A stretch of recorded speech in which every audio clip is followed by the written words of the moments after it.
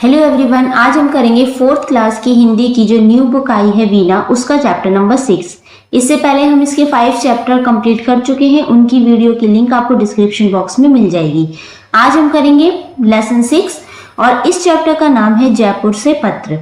तो चलिए इसे रीड करते हैं। अब पत्र क्या होता है? पत्र होता है जब आप किसी को लेटर लिखते हैं, किसी के बारे में कुछ पूछते हैं, वो क्या होता है? आपका लेटर। तो क्या है इस लेटर में, देखो पढ़ते हैं। पूज्य पिताजी, सादर प्रणाम। तो कोई बच्चा है जो कि अपने फादर को ये लेटर लिख रहा है, तो उसने क्या लिखा है? सबसे पहले पूज्य पिताजी, सादर प्रणाम यानी कि नमस्ते करिए सबसे पहले। परसों रात को हम सकुशल जयपुर पहुंच गए। सकुशल होता है यानी कि अच्छे तरीके से। हमारी यात्रा बहुत अच्छी रही। अध्यापकों ने हमारा बहुत ध्यान रखा। यहाँ मौसम अच्छा है। कल सुबह जलपान करके हम सब लोग जयपुर की सैर के लिए निकले। सबसे पहले हमने हवा महल देखा। हवा महल के पास ही जंतर मंतर है। इस वेधशाला का निर्माण राजा सवाई जयसिंह ने किया था। किसका निर्माण? जंतर मंतर का निर्माण। हमने घूम घूम कर जंतर मंतर देखा। इसके बाद हम राम निवास बाग गए। यहाँ एक अच्छा कला संग्रहालय है। यह दर्शनीय है। संग्रहालय में जयपुर के राजा महाराजाओं के कपड़े, अस्त्र शस्त्र और उनके चित्र रखे हुए हैं। आगे है, जयपुर से लगभग 14 किलोमीटर की दूरी पर आमेर का दुर्ग है। दुर्ग क्या होता है? दुर्ग होता है किला। तो क्या है? आमेर का किला है। ये बहुत पुराना और बड़ा है। आमेर में शीश महल देखने योग्य है। शीश महल के पास ही शिला देवी का मंदिर है। मंदिर में दर्शन करने के बाद हम नगर वापस आए। रात को हमने राजस्थान के लोक नृत्य देखे। लोक नृत्य यानी कि वहाँ के जो फोक डांसेस होते हैं, जो वहाँ पे किए जाते हैं, जो फेमस है, वो देखे हमने। नृत्य होता है डांस। फिर राजस्थान का विशेष व्यंजन, व्यंजन होता है जो खाने पीने की जो चीजें होती है, स्पेशल जो फेमस वहाँ का खाना पीने की जो भी चीज है। तो क्या है वहाँ की फेमस चीज? दाल बाटी चूरमा खाया। आज दोपहर पश्चात हम झीलों की नगर उदयपुर जाएंगे। अगला पत्र उदयपुर से लिखूंगा। माता जी को मेरा प्रणाम और लता बहन को बहुत प्यार। आपका पुत्र, और नाम क्या है? अमर। तो ये लेटर लिखा है। जब लेटर पूरा फिनिश हो जाता है, जिसने ये लेटर लिखा होता है, लास्ट में उसका नाम आता है। ओके, तो ये लेटर जो हमने पढ़ा, अब इसके बाद देखते हैं हम क्वेश्चन आंसर देखते हैं। सबसे पहले है बातचीत के लिए। क्वेश्चन नंबर फर्स्ट है इसमें, आपको घूमना कैसा लगता है? इसका आंसर है फर्स्ट का, मुझे घूमना बहुत अच्छा लगता है। इससे मुझे नए नए स्थानों और वहाँ की संस्कृति की जानकारी मिलती है। प्रश्न दूसरा है, अगर आपके आसपास कोई ऐसा स्थान है जहाँ बाहर से लोग घूमने आते हैं तो उनके विषय में बताइए। तो देखो सेकंड का आंसर यहाँ पर है, मेरे आसपास कुतुब मीनार है जहाँ दूर दूर से लोग घूमने आते हैं। वहाँ बहुत सुंदर बगीचा और एक अन्य इमारत और भी है। यहाँ लोग यहाँ की ऐतिहासिक संस्कृति को देखने आते हैं। अब आपको अपनी जगह का लिखना है जहाँ आप रहते हैं। वहाँ पे कोई ऐसी फेमस जगह है जहाँ पे लोग दूर दूर से आते हैं, तो आप वो लिख सकते हैं। चाहे कोई मंदिर हो सकता है या कोई सुंदर सा बगीचा हो सकता है। तो जो भी चीज आपके आसपास जो फेमस है, जहाँ पे लोग घूमने आते हैं, उसके बारे में आप लिख सकते हैं। जरूरी नहीं है सेम जो मैंने लिखा है वही लिखेंगे। ओके, प्रश्न तीसरा देखते हैं। अगर आपको किसी स्थान पर जाने का अवसर मिले तो आप कहाँ जाना चाहेंगे और क्यों? मान लीजिए अगर आपको कहीं जाना हो, आपसे पूछा जाए आपका फेवरेट प्लेस, ऐसी जगह जहाँ पे आप जाना चाहते हैं, तो आप बताइए आप वो फेवरेट प्लेस आपका कौन सा होगा और आप वहाँ क्यों जाना चाहते हैं, वो भी आपको बताना है। तो देखो थर्ड का आंसर यहाँ से है, अगर मुझे मौका मिले तो मैं मनाली जाना चाहूंगा। वहाँ पहाड़, बर्फ और ठंडा मौसम होता है। मैंने वहाँ की खूबसूरती के बारे में सुना है और मैं उसे असली में देखना चाहता या चाहती हूँ।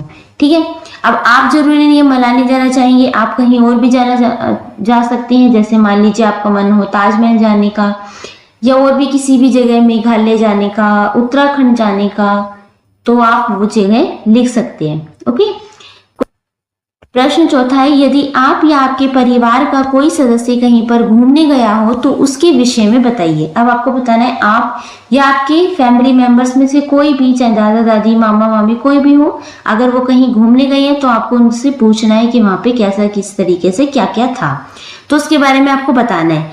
तो जैसे मैंने फोर्थ का आंसर यहाँ लिखा है, हाँ पिछली छुट्टियों में मैं और मेरे परिवार के सदस्यों के साथ आगरा गया था। हमने वहाँ ताजमहल देखा। ताजमहल बहुत सुंदर संगमरमर से बना है। वहाँ हमने सुंदर बाग भी देखा और उसके इतिहास के बारे में भी जाना।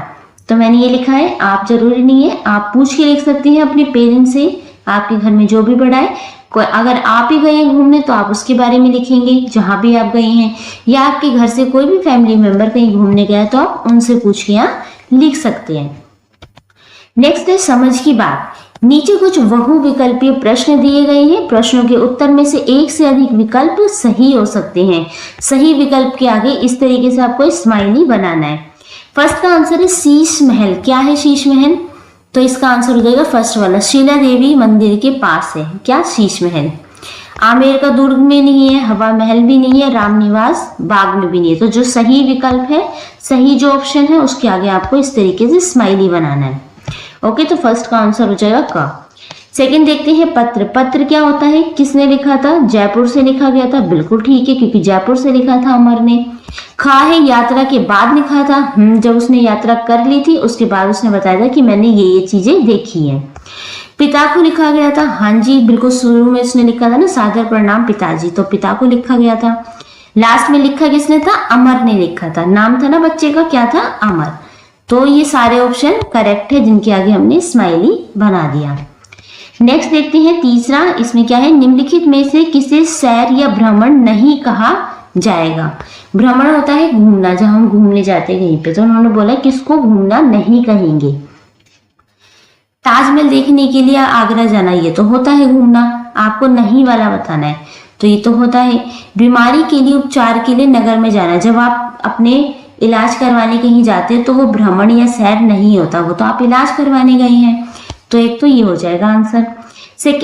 थर्ड है इसमें पढ़ाई के लिए शिलोंग जाना, जब आप पढ़ने के लिए एक राज्य से बाहर कहीं दूसरे राज्य जाती है, दूसरी कंट्री जाती है, तो क्या हो जाएगा? वो भी भ्रमण या सैर नहीं होता। तो इसके आंसर हो जाएंगे 2। भारत दर्शन पे जाना, ये तो घूमना होता है, तो आंसर हो जाएंगे इसकी 2, ख और ग। इनके आगे आपको स्माइली ड्रॉ करना है। नेक्स्ट है अपनी बात। देखिए, अमर के पत्र का एक अंश नीचे दिया गया है, इसे ध्यान से पढ़िए और नीचे दिए गए प्रश्नों के उत्तर अपनी समझ के अनुसार लिखिए। परसों रात को हम सकुशल जयपुर पहुंच गए। हमारी यात्रा बहुत अच्छी रही। अध्यापकों ने हमारा बहुत ध्यान रखा। यहाँ मौसम अच्छा है। तो ये अमर ने लिखा था पत्र में। अब नीचे कुछ क्वेश्चन पूछे जाएंगे आपसे, उनका आपको आंसर करना है। यात्रा में ऐसा क्या क्या हुआ होगा कि अमर ने अपने पत्र में लिखा? जैसे कि प्रश्न का देखते हैं, परसों रात को हम सकुशल जयपुर पहुंच गए, तो इसका क्या आंसर हो सकता है? तो ऐसा उसने क्यों लिखा कि परसों रात को हम जयपुर सकुशल पहुंच गए? तो इसका आंसर हो सकता है जयपुर पहुंचने में रास्ते में कोई परेशानी नहीं आई होगी, कोई दिक्कत नहीं आई होगी, तभी तो अच्छे से पहुंच गए। ठीक है। प्रश्न खा देखते हैं, हमारी यात्रा बहुत अच्छी रही, तो क्यों अच्छी रही? क्या हो सकता है इसका आंसर? देखो, अमर ने जयपुर के दर्शनीय स्थान व इमारतें देखी। सब मित्रों के साथ खूब आनंद आया होगा अमर को। ठीक है, तभी तो उसने लिखा कि हमारी यात्रा बहुत अच्छी रही। प्रश्न ग देखते हैं, अध्यापकों ने हमारा बहुत ध्यान रखा। तो अध्यापकों ने क्या क्या किया होगा उनका ध्यान रखने में बच्चों का? तो देखो इसका आंसर ग का। जयपुर यात्रा के दौरान अध्यापकों ने सभी विद्यार्थियों के रहने, खाने पीने और घूमने संबंधी अच्छे प्रबंध किए होंगे। ग देखते हैं, घ यहाँ मौसम अच्छा है, तो किस तरीके का मौसम वहां होगा जिसे अमर ने लिखा है अच्छा? तो घ का आंसर यहाँ पे है। राजस्थान में ज्यादातर गर्मी होती है, आपको पता होगा जो सबसे ज्यादा गर्म होता है वो क्या होता है? राजस्थान। परंतु जब अमर वहां पहुंचा होगा तो ना तो अधिक गर्मी रही होगी ना ही ठंड रही होगी, तभी तो उसने लिखा कि मौसम अच्छा है। तो इसलिए क्या होगा, उस समय ना तो ज्यादा गर्मी होगी और ना ज्यादा ठंड होगी, इसलिए अमर ने लिखा कि यहाँ पे मौसम बहुत अच्छा है। नेक्स्ट देखते हैं, सोचिए और लिखिए। इसमें प्रश्न फर्स्ट है, अमर ने जयपुर में क्या क्या देखा? तो हमने जब अमर का लेटर पढ़ा था, जो पत्र पढ़ा था, उसमें उसने बताया था कि मैंने जयपुर में ये चीजें देखी, वही आपको आंसर लिखना है। तो देखो इसका आंसर यहाँ पे है, अमर ने जयपुर में हवा महल, जंतर मंतर व रामनिवास बाग देखा। और बाकी जो शीश महल था वो उसने आमेर के किले में देखा था। ये सारी चीजें उसने जयपुर में देखी थी। क्या क्या? हवा महल, जंतर मंतर और रामनिवास बाग। प्रश्न दूसरा है इसमें, देखो, उसने कला संग्रहालय को दर्शनीय क्यों बताया? दर्शनीय होता है कोई चीज जो देखने योग्य हो, अच्छी हो, तो इसलिए उसको क्या कहते हैं? दर्शनीय। तो उसने कला संग्रहालय को क्या बताया था? दर्शनीय। तो ऐसी क्या क्या चीजें होंगी उसमें? तो देखो इसका आंसर, उसने कला संग्रहालय को दर्शनीय इसलिए बताया क्योंकि इस संग्रहालय में जयपुर के राजा महाराजाओं के कपड़े, अस्त्र शस्त्र और उनके चित्र रखे हुए हैं जो देखने लायक है। क्योंकि जो पहले के राजा महाराजा थे उनके कपड़े रखे थे, वो किस तरीके से औजार या अस्त्र शस्त्र यूज करते थे वो सब रखा था, ठीक है, और उनके चित्र रखे थे। ये सारी चीजें क्या थी? बहुत इंटरेस्टिंग थी, देखने लायक थी, इसलिए अमर ने उन सबको ये बताया दर्शनीय, देखने योग्य है। प्रश्न तीसरा है, उसने आमेर के दुर्ग को बहुत बड़ा और पुराना क्यों कहा? क्यों कहा उसने आमेर के दुर्ग को कि ये बहुत बड़ा है और बहुत ज्यादा पुराना है? तो देखो इसका आंसर, आमेर का दुर्ग बहुत बड़ा है, इसके अंदर ही शीश महल और उसके पास शिला देवी का मंदिर भी है। इसका निर्माण प्राचीन राजाओं महाराजाओं ने करवाया था, इसलिए अमर ने इसे बहुत बड़ा और पुराना कहा है। क्योंकि बहुत ज्यादा खंडर जैसा होगा, पत्थर वगैरह बहुत ज्यादा पुराने लग रहे होंगे, इसलिए अमर ने क्या कही है? उसे पुराना कही है। नेक्स्ट देखते हैं अनुमान और कल्पना। इसमें प्रश्न पहला है, निम्नलिखित के बारे में अनुमान लगाइए कि ये क्या और कैसे होंगे। तो आपको बताना है कि जैसे जंतर मंतर, रामनिवास बाग, शीश महल और हवा महल, ये चीजें के बारे में आपको सोचना है, इमेजिन करना है कि ये चीजें ऐसी कैसी होती होंगी, उनके बारे में आपको बताना है। इसके लिए आप नेट का भी सर्च कर सकते हैं, सर्च कर सकते हैं नेट पे, इंटरनेट पे पूछ सकते हैं अपने बड़ों से, या अपने टीचर की भी हेल्प ले सकते हैं। तो एक बार इसका आंसर देख लेते हैं हम। ये है इसका आंसर, देखो फर्स्ट का है जंतर मंतर। क्या है? ये भूल भुलैया जैसी कोई जगह होगी जहां बहुत से यंत्र रखे होंगे। तो जंतर मंतर क्या है? भूल भुलैया जैसी जगह है। सेकंड ख है रामनिवास बाग। ये क्या होता है? ये शायद सवाई माधो राम सिंह द्वारा बनाया गया बगीचा होगा जहां वे कभी कभी घूमने जाते होंगे, तभी तो उन्होंने बाग का निर्माण करवाया। गा है शीश महल। यह कोई महल होगा जिसमें चारों ओर शीशे लगे होंगे। फिर है हवा महल। यह एक ऐसा महल होगा जिसमें बहुत सी खिड़कियां होंगी जिससे खूब हवा आती होगी, तभी तो इसका नाम क्या है? हवा महल है। तो आपको इसके बारे में अनुमान लगाना था कि ये ऐसी कौन कौन सी चीजें हैं ये। प्रश्न दूसरा देखते हैं, अनुमान लगाकर बताइए कि उदयपुर को झीलों का नगर क्यों कहा जाता है। जो उदयपुर एक जगह है, जैसे पहले तो वो जयपुर में था, फिर कहा था उसने कि मैं झीलों के नगर उदयपुर जाऊंगा, तो उदयपुर को झीलों का नगर क्यों कहा जाता है? तो इसका आंसर देखो, उदयपुर को झीलों का शहर इसलिए कहा जाता है क्योंकि वहां बहुत सी झीलें होंगी, तभी तो कहा जाता है, क्योंकि वहां पे सभी राज्यों के मुकाबले बहुत सारी झीलें वहां पे पाई जाती होंगी। कहाँ पे? उदयपुर में। इसलिए आपको ध्यान रखना है कि झीलों का अगर नगर पूछा जाए तो वो क्या होता है? उदयपुर। नाउ नेक्स्ट देखते हैं हम। अब है खान पान। अमर ने जयपुर में दाल बाटी चूरमा खाया। आइए इस व्यंजन के बारे में जानते हैं। तो क्या व्यंजन खाया था उसने जयपुर में? दाल बाटी चूरमा। दाल बाटी चूरमा एक पारंपरिक राजस्थानी व्यंजन है। इसमें 3 मुख्य व्यंजन होते हैं। एक है दाल, फिर होती है बाटी और फिर होता है चूरमा, जो बहुत फेमस व्यंजन है। कहाँ का? राजस्थान का, जो वहां पे मुख्य रूप से खाया जाता है। तो देखो क्या लिखा है इसके बारे में। सबसे पहले है दाल। ये अरहर, मूंग, चने या मसूर की दाल से बनती है। इसे कई मसालों के साथ पकाकर बनाया जाता है जिससे इसका स्वाद बढ़ जाता है। हरा धनिया इसके स्वाद को और भी बढ़ा देता है। नेक्स्ट है बाटी। देखो पिक्चर भी देखते रहो साइड में, किस तरीके से बनती है ये। यह गेहूं के आटे से बनी गोल लोइयां होती हैं जिन्हें उपले या लकड़ियों की आग में सेका जाता है। उपले यानी कि जो गोबर के बनाते हैं ना, उसे कहते हैं उपले, कंडा भी कहते हैं। उसकी आग में सेका जाता है। फिर तैयार गरम बाटियों को घी में डुबोया जाता है। उसके बाद इसे खाने के लिए परोसा जाता है। ये बाटियां बाहर से कुरकुरी और अंदर से मुलायम होती है। उसके बाद है आपका चूरमा। यह थोड़े मोटे आटे से बनता है। इसे बनाने के लिए पहले बाटी अथवा मोटी रोटी बनाई जाती है, फिर इसे मूसल की सहायता से ओखली में कूटा जाता है। इमाम दस्ता भी कहते हैं जिसे, उसमें कूटा जाता है। जब यह बारीक हो जाता है तब इसमें घी, सूखे मेवे और बूरा गुड़ अथवा चीनी से मिलता जुलता पदार्थ मिला दिया जाता है उसे मीठा करने के लिए, चाहे तो गुड़ मिलाया जाता है या चीनी मिलाई जाती है। आधुनिक समय में इसे बनाने की विधि में कुछ परिवर्तन आ गए। अब इसे और अलग तरीके से भी बनाया जाता है, जरूरी नहीं कि रोटी से बनाया जाए। अब अलग सब लोगों के अलग अलग तरीके हो गए इसे बनाने के। तो क्या था, हमने पढ़ा दाल बाटी चूरमा के बारे में कि वो किस तरीके से फेमस है और कैसे कैसे वो बनाया जाता है। तो आपको पता होना चाहिए राजस्थान का जो मुख्य व्यंजन क्या है, दाल बाटी चूरमा। नेक्स्ट है आपकी रुचि का व्यंजन।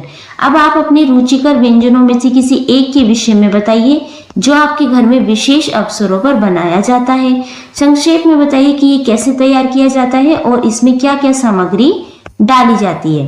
अब आपको बताना है कि आपके घर पे कोई भी जैसे त्योहार हो या कोई मेहमान आने वाला है तो कोई स्पेशल व्यंजन या खाने की कोई डिश बनाई जाती है। तो आपको बताना है कि वो कौन सी बनाई जाती है और कैसे बनाई जाती है, उसके बनाने की पूरी विधि और सामग्री सब बतानी है, सब लिखनी है आपको। तो जैसे कि एग्जाम्पल के तौर पे मैं बता सकती हूँ, मान लीजिए आपके घर पे किसी खास मौके या त्योहार पे खीर बनाई जाती है, तो आपको बताना है कि वो कैसे बनती है, कितनी चावल लिए जाते हैं, कितना दूध लिया जाता है, किस तरीके से उसे बनाया जाता है, वो आपको पूरी विधि यहाँ पे लिखनी है। अब आपको सबकी अलग अलग हो सकती है, जरूरी नहीं खीर है किसी के घर पे कुछ और बनता हो, तो वो आपको बताना है। अब आप इसके लिए अपनी मम्मी की, अपने घर में जो भी बड़े भाई बहन हैं, दादा दादी, किसी की भी हेल्प ले सकते हैं, पूछ सकते हैं कि वो कैसे बनती है, फिर उसे आप लिख सकते हैं। ओके, नेक्स्ट देखते हैं। एक बॉक्स दिया हुआ है, उसमें देखो क्या लिखा है। उपला जिसे गोईठा अथवा कंडा भी कहा जाता है, गाय या भैंस के गोबर से बना एक पारंपरिक ईंधन है। इसे गोबर को हाथ से आकार देकर और धूप में सुखाकर बनाया जाता है। देखे होंगे आपने, वो कंडे या गोबर के उपले बनाए जाते हैं जिसे चूल्हे जलाने में जिसे उपयोग किया जाता है। किसके बने होते हैं? गाय या भैंस के गोबर के। नेक्स्ट है इसमें इन्हें भी जानिए। डाक पेटी या पोस्ट बॉक्स, साइड में पिक्चर देखो, ये होती है डाक पेटी। तो यहाँ पे जो ये चीज होता है, इसमें आप अपना लेटर डालते हैं और नीचे क्या होता है, इसमें ताला लगा होता है, इसे बंद किया होता है। इसे कौन निकालता है? सिर्फ पोस्टमैन खोलता है। ओके, डाक पेटी एक लाल रंग की पेटी होती है। इस चित्र में देखो इसको। इसका प्रयोग भेजी जाने वाली चिट्ठियों का संग्रह करने के लिए किया जाता है। जो भी चिट्ठी आप लिखते हैं, जहां पे भी आपको भेजनी है, वो आप इसमें डाल के आते हैं। जब हमें किसी को चिट्ठी भेजनी होती है तो हम उस पर सही पता लिखकर डाक पेटी में डाल देते हैं। फिर डाकघर या पोस्ट ऑफिस वाले डाकिया या भैया या बहन इस डाक पेटी से चिट्ठियां निकालकर डाकघर ले जाते हैं। डाकघर से चिट्ठियां पते पर लिखे नगरों के डाकघरों में भेजी जाती हैं। इसके पश्चात डाकिया भैया या बहनों से सही पते पर देने जाते हैं। हमने पढ़ा इसे कैसे लिखे जाते हैं। पहले लेटर लिखते हो आप, फिर उस पर सही एड्रेस लिखते हो और एड्रेस लिख के अच्छे से उसे लिफाफे में बंद करके और इस डाक पेटी में डाल देते हैं। नेक्स्ट देखो इसे। अब यहाँ पे एक पत्र दिया, पोस्ट कार्ड। अब इसके बारे में पढ़ते हैं। पहले पढ़ते हैं पिन कोड। पिन कोड क्या होता है? ये 6 अंकों की संख्या होती है। इसे किसी विशेष क्षेत्र की पहचान के लिए प्रयोग किया जाता है। ये मुख्य रूप से डाक, चिट्ठी और पार्सल भेजने और प्राप्त करने में सहायता करता है। जब भी आप किसी को पार्सल भेजते हैं या आपके पास कुछ आता है तो जो मेन है पिन कोड देखा जाता है कि कहां से आया, किस तरफ देना है। उदाहरण के लिए यदि किसी गांव या नगर में कोई चिट्ठी भेजी हो तो उस स्थान का पिन कोड डालकर यह सुनिश्चित किया जाता है कि ये चिट्ठी सही पते पर पहुंचे। इसका पहला अंक राज्य को बताता है। तो जो भी आपका अंक है, मान लीजिए एक 6 अंकों का ये नंबर है 40, तो इसका जो पहला अंक होगा वो क्या बताएगा? राज्य। तो यहाँ पे जो मैंने अंक लिखा है, तो जो 1 नंबर होता है वो दिल्ली को दिखाता है, इसलिए मैंने आपको ये वाला पिन कोड लिखा है। तो जो पहला अंक होगा राज्य को बताता है, दूसरा और तीसरा अंक जिले को बताता है। जो भी दूसरा और तीसरा अंक होगा वो जिले को बताता है, कौन से जिले का है।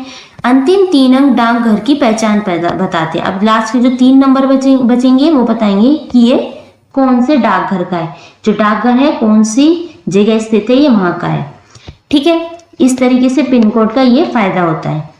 नेक्स्ट चिट्ठी आई है। पत्र लिखना एक बहुत पुरानी और आनंददायक कला है। सोचिए कि मोबाइल फोन, ईमेल या व्हाट्सएप आने से पहले लोग एक दूसरे से कैसे संवाद करते थे। तो आपको बताना है, जब पहले व्हाट्सएप भी नहीं होते थे, ईमेल भी नहीं थे, फोन्स भी नहीं थे, तो लोग कैसे एक दूसरे से बात करते थे। हाँ, वे पत्र लिखते थे। पत्र एक संदेश होता है जिसे कागज पर लिखा जाता है और डाक के द्वारा दूर रहने वाले मित्रों तथा सगे संबंधियों को भेजा जाता है। पत्र कैसे लिखें? फर्स्ट है, आपको ये बताया गया कि आपको जो लेटर है वो कैसे लिखना है। प्रारंभ यानी कि सबसे पहले आप ऊपर दाई और दिनांक लिखेंगे। दिनांक यानी कि डेट लिखेंगे, ताकि पत्र पाने वाले को पता चले कि ये कब लिखा गया है। संबोधन में पूज्य या आदरणीय माँ अथवा पिताजी या मेरे प्रिय मित्र लिख सकते हैं। फिर है अभिवादन। संबोधन के बाद होता है अभिवादन, अवश्य लिखें, जैसे कि नमस्ते, प्रणाम, आशीर्वाद आदि। आपकी बात अभिवादन के बाद पत्र के माध्यम से आप क्या कहना चाहते हैं वह लिखें। अंतिम पंक्ति, लास्ट में क्या लिखना है आपको? घर के अन्य लोगों का अभिवादन करें, जैसे कि बड़ों को प्रणाम और छोटों को प्यार। फिर है समापन। जब आप खत्म कर रहे हो लेटर को, तो आपको लिखना है अंत में आपका, आपकी प्यारी बेटी या बेटा, आपका प्रिय मित्र या फिर अपना नाम लिखें। पत्र लिखते समय आपको अपनी भावनाओं को कागज पर उतारने का अवसर मिलता है। जब दूसरा व्यक्ति इसे पढ़ता है तो उसे ऐसा लगता है कि आप उसके पास ही बैठे हैं और उससे बातें कर रहे हैं। और हाँ, पत्र को लिफाफे में डालना ना भूलें। लिफाफे पर एक डाक टिकट भी चिपकाएं और साफ अक्षरों में जिस पर पत्र भेज रहे हैं उसका पूरा पता, पिन कोड सहित लिखिए। पूरा एड्रेस लिखना है और मेन क्या है, पिन कोड भी जरूर लिखना है। आजकल ऐसे पत्र कम लिखे जाते हैं, फिर भी वे बहुत विशेष होते हैं। तो क्या आप किसी को पत्र लिखने का सोच रहे हैं? इसे लिखिए और देखिए कि ये प्राप्तकर्ता तक पहुंचता है या नहीं। तो आपको एक लेटर लिख के देखना है। पूरा अच्छे से एड्रेस लिखेंगे, पिन कोड सहित। अब देखो, अभिवादन है। फर्स्ट है इसमें, अमर ने अपने पिता को पत्र में सादर प्रणाम लिखा है। सोचिए वह क्या लिखता यदि वह फर्स्ट है अपने मित्र को पत्र लिखता। तो मित्र को, जब फ्रेंड को पत्र लिखते तो लिख सकते हैं साप्रेम नमस्ते। अपनी बहन को पत्र लिखता तो नमस्ते बड़ी बहन, या शुभ आशीष छोटी बहन। छोटी बहन होती तो क्या लिखते? शुभ आशीष। ग है अपनी माता को पत्र लिखता तो सादर प्रणाम। अब अध्यापक को पत्र लिखता तो सादर प्रणाम। इस तरीके से अभिवादन लिखते। प्रश्न दूसरा देखो, आप अपने मित्र को पत्र लिखिए। पत्र में आसपास के भ्रमण स्थलों और प्रसिद्ध व्यंजनों के बारे में बताइए। अब आपको एक लेटर लिखना है अपने मित्र को।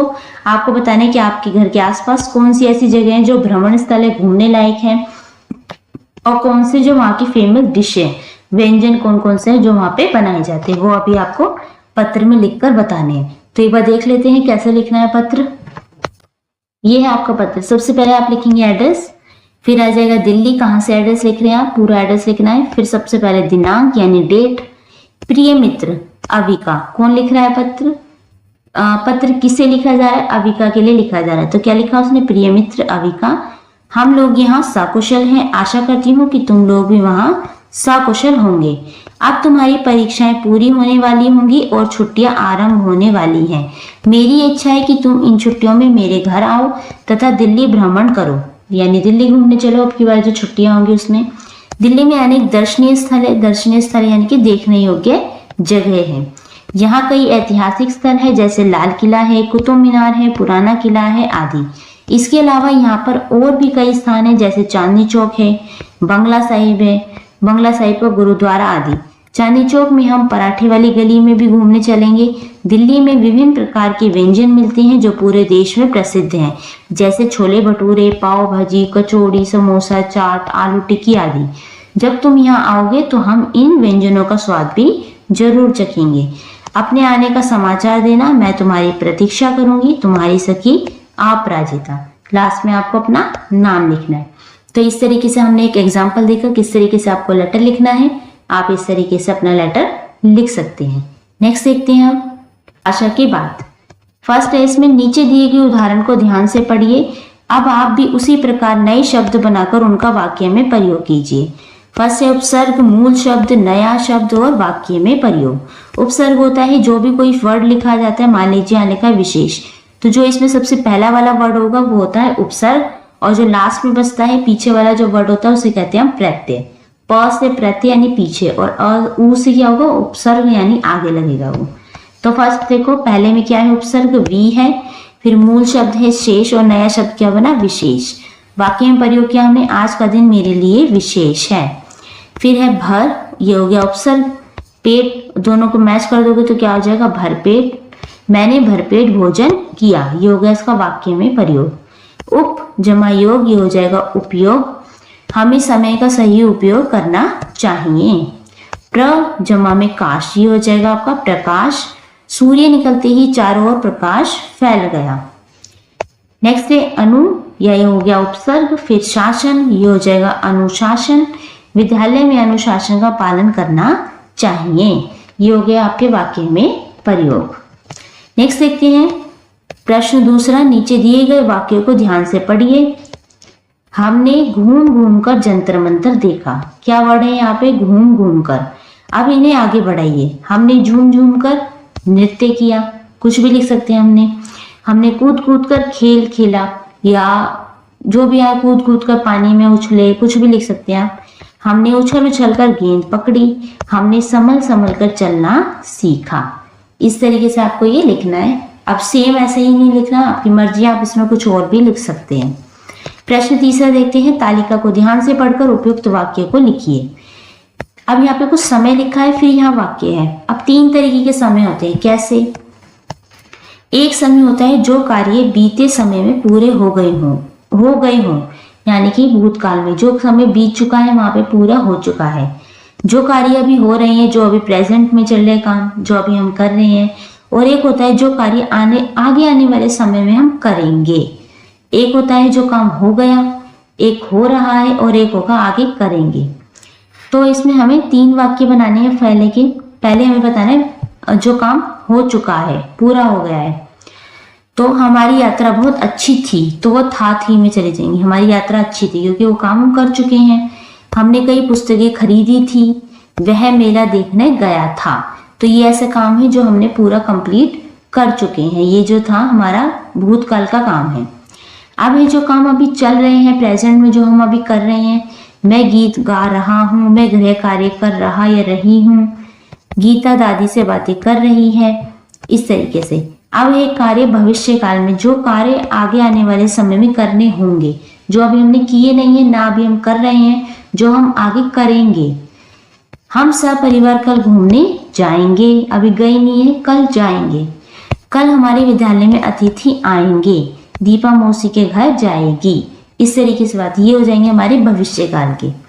ठीक है, तो 3 तरीके काल होंगे, भूतकाल, और जो अभी चल रहा है प्रेजेंट, और जो बीत गया वो क्या हो जाएगा हमारा, जो आएगा वो हो जाएगा भविष्य काल। नेक्स्ट देखते हैं, पत्र में आए शब्दों को वर्ग पहेली से खोजकर लिखिए। अब यहाँ पे कुछ नीचे आपको नाम भी लिखने हैं इस वर्ग पहेली से ढूंढ के, और उन्हें सर्कल भी करना है। तो फर्स्ट है उदयपुर, तो उदयपुर पे उन्होंने पहले ही सर्कल कर रखा है, ये रहा।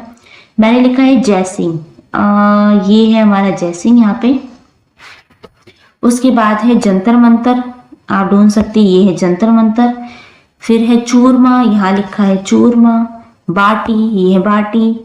जयपुर, ये है हमारा जयपुर। उसके बाद देखते हैं राजा, ये कहाँ लिखा है, पूरा देखो इसको, यहाँ पे लिखा है राजा।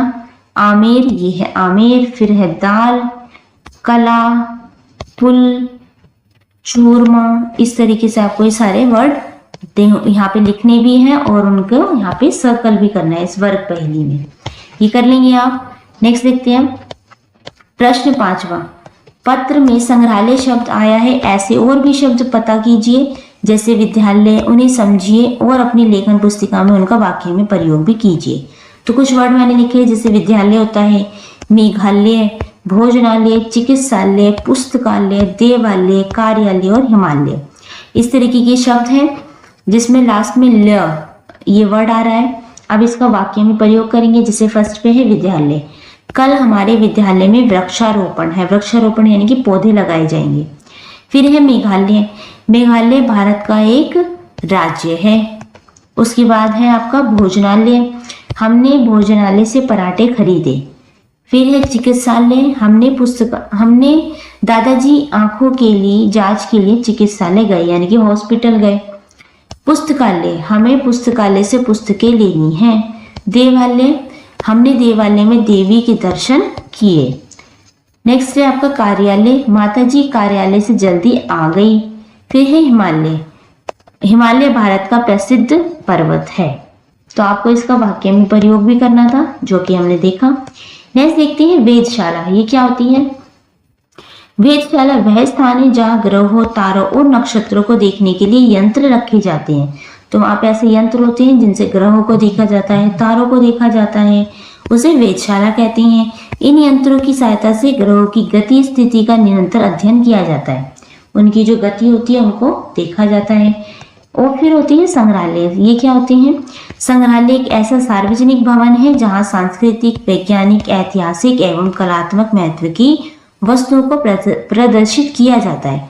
क्या किया जाता है? संग्रहालय ऐसी जगह चीज होती है, ऐसी जगह होती है जहाँ पे बहुत सारी चीजें रखी जाती हैं, हमारे संस्कृति से जुड़ी हुई पुरानी चीजें रखी जाती हैं, जिसमें सांस्कृतिक भी होती है, वैज्ञानिक होती है, ऐतिहासिक होती है और कला से जुड़ी होती है।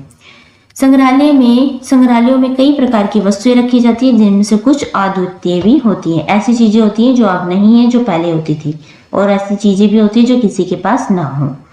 ओके, नेक्स्ट देखते हैं, पता लगाइए। क्वेश्चन नंबर फर्स्ट है इसमें, जंतर मंतर क्या है? भारत में जयपुर के अतिरिक्त और कहाँ कहाँ स्थित है?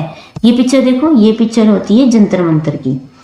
फर्स्ट का आंसर देखो, जंतर मंतर वह स्थान है जहाँ ग्रहों, तारों और नक्षत्रों को देखने के लिए यंत्र रखे जाते हैं। भारत में यह जयपुर के अतिरिक्त दिल्ली में भी है, उज्जैन में भी है, वाराणसी और मथुरा में स्थित है। 4 जगह और है ऐसी जहाँ पे जंतर मंतर है। प्रश्न दूसरा देखो, आपके राज्य में कौन कौन से दर्शनीय स्थल है, उनका संक्षिप्त परिचय दीजिए। तो आपको बताना है ऐसी कोई जगह आपके घर के आसपास जो फेमस है या घर से दूर हो थोड़ी सी, जो फेमस होनी चाहिए, दर्शनीय होनी चाहिए, उसके बारे में आपको बताना है। नाम भी बताना है, उसका संक्षिप्त परिचय भी देना, उसके बारे में भी बताना है। नेक्स्ट है कुछ कीजिए। इसमें प्रश्न पहला है, आप अपने शिक्षक या किसी बड़े सदस्य के साथ डाकघर जाइए, वहाँ क्या क्या काम किए जाते हैं उनकी जानकारी एकत्रित कीजिए।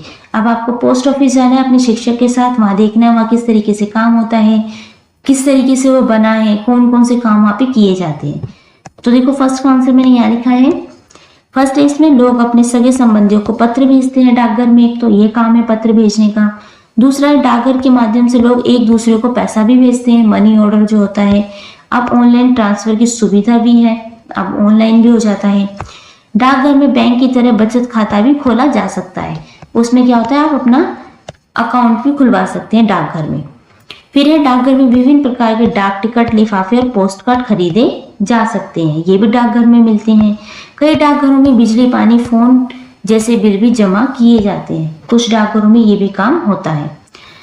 प्रश्न दूसरा देखते हैं, सभी विद्यार्थी 4-4 के समूह भारत के प्रमुख पर्यटन स्थलों के चित्र का संग्रह कर कक्षा में प्रदर्शित कीजिए।